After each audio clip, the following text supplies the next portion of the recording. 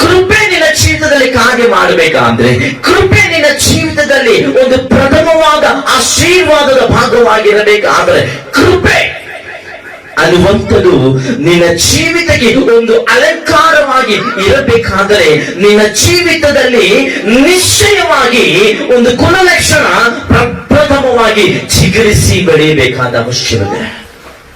Amen, amen. ಅನೇಕರು ಆಶೀರ್ವಾದಕ್ಕಾಗಿ ಪ್ರಾರ್ಥಿಸುತ್ತಾ ಇರುತ್ತಾರೆ, ಅನೇಕರು ವಾಗ್ದಾನಗಳಿಗಾಗಿ ಪ್ರಾರ್ಥಿಸುತ್ತಿರುತ್ತಾರೆ, ಅನೇಕರು ಒಬ್ಬ ಪ್ರವಾದಿ ಬಂದಿರುವಾಗ ನನ್ನ ಮೇಲಿರುವ ಪ್ರವಾದನೆಗಾಗಿ ಆಸೆ ಪಡುತ್ತಾ ಆಲೋಚನದಲ್ಲಿರುತ್ತಾರೆ.